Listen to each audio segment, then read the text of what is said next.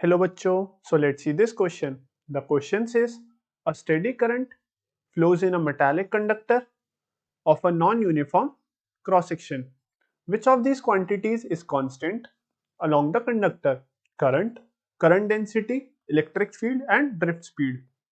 तो बच्चों अगर हम इसका पहले ए पार्ट सॉल्व करें तो ए पार्ट में हमें कहता है कि हमारा जो स्टेट एक करंट है जो कि स्टेडी है और यू कैन से वो कांस्टेंट है, flows in a metallic conductor of non uniform cross sectional area. हमारा जो क्रॉस सेक्शनल एरिया है that is not uniform. So which of this quantities is constant along the conductor? Current, current density, electric field और drift speed. सो देखिए बच्चों, हमें option में एक तो करंट दिया हुआ है और हमें क्वेश्चन में ही गिवन है कि हमारा जो करंट है वो कांस्टेंट है। So we can say that current is constant. Current is constant along the conductor. ठीक है, अब हम इसका अगर करंट डेंसिटी, इलेक्ट्रिक फील्ड और ड्रिफ्ट स्पीड के लिए देखें तो बच्चों हमारा जो फॉर्मूला होता है करंट का along the conductor that is given by NEA VD। हमारा जो where I here is our current through the conductor, N is the number of electrons,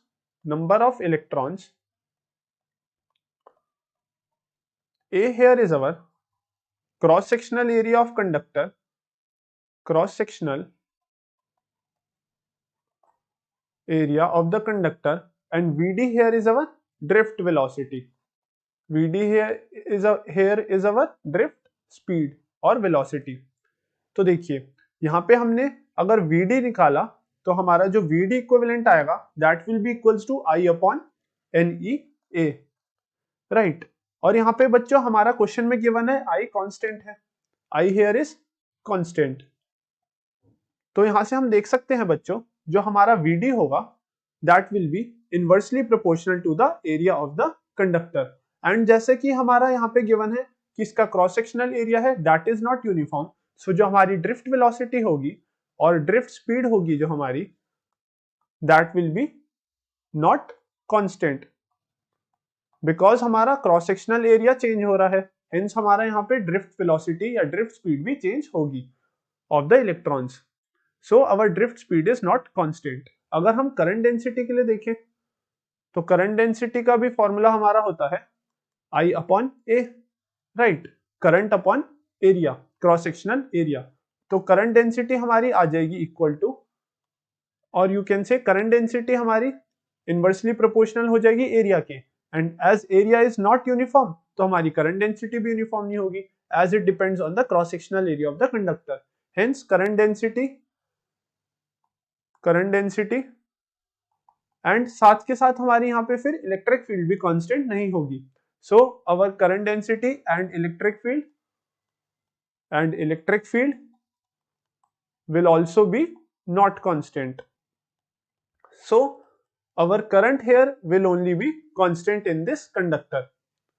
अगर हम इसका बी पार्ट देखें बच्चों, which says is Ohm's law universally applicable for all conducting material elements?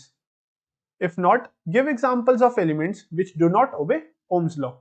तो इसका answer अगर हम देखें बच्चों तो जो हमारा ओमिक कंडक्टर्स होते हैं, ohmic conductors are those conductors which obey Ohm's law for wide ranges of current and voltages.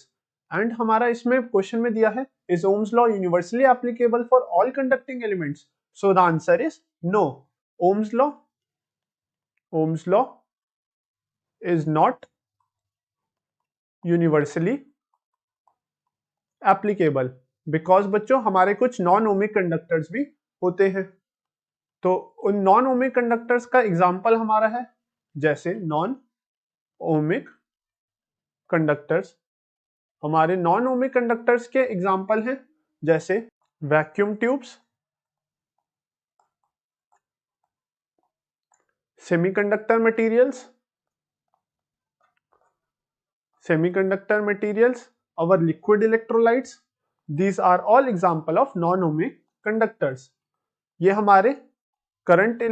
हमारे इलेक्ट्रॉन्स तो कंडक्ट करते हैं बट ये नॉन ओमिक नहीं होते and their resistance is not linearly dependent on potential V and current I. So non ohmic conductor के some examples हो गए vacuum tube, semiconductors and liquid electrolytes. Hence अगर हम इसका बी पार्ट देखें बच्चों, विच सेज, अगर हम इसका सी पार्ट देखें, which says a low voltage supply from which one needs high currents must have very low internal resistance. Why? तो देखिए बच्चों,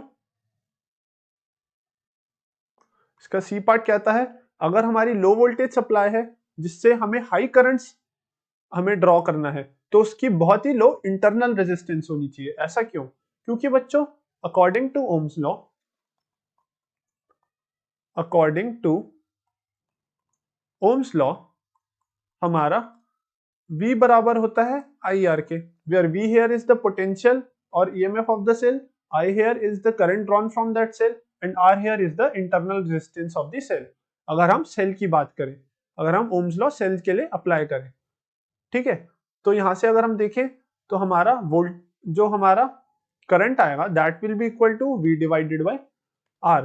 एंड हमें बोला है अगर हमारी लो वोल्टेज सप्लाई है, अगर अवर V इज लेस, सो हमारा जो इंटरनल रेजिस्टेंस है उसको भी लो होना पड़ेगा, क्योंकि हमारा V लेस होगा, I एज डायरेक्टली डिपेंडेंट और directly proportional to voltage and I is inversely proportional to resistance.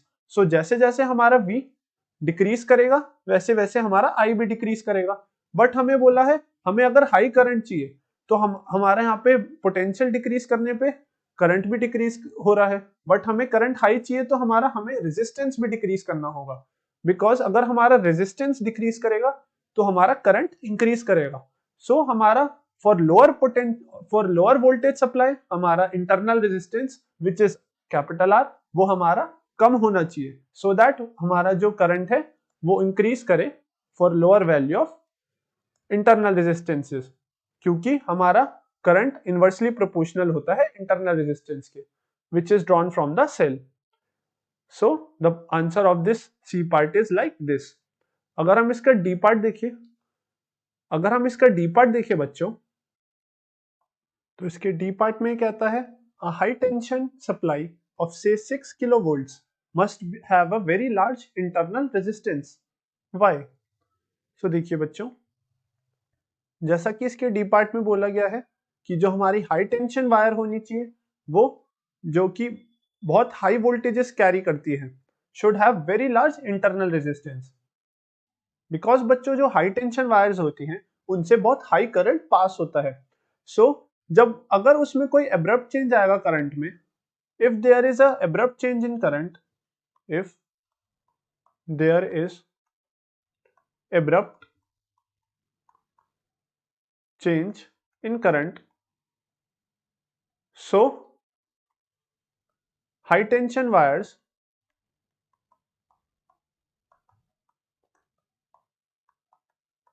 needs to have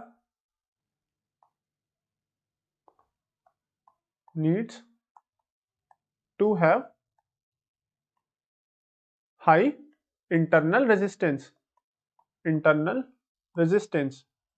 अगर कोई एब्रप्ट चेंज आएगा हमारा in the current that is passing through the high tension wire, उसको counter करने के लिए जिससे कि वो सेफ्टी लिमिट्स को क्रॉस ना करे, तो हमारा हाई इंटरनल रेजिस्टेंस होता है in the high tension wires. So जिससे कि हमारा जो करंट है, current should remain in safety limits.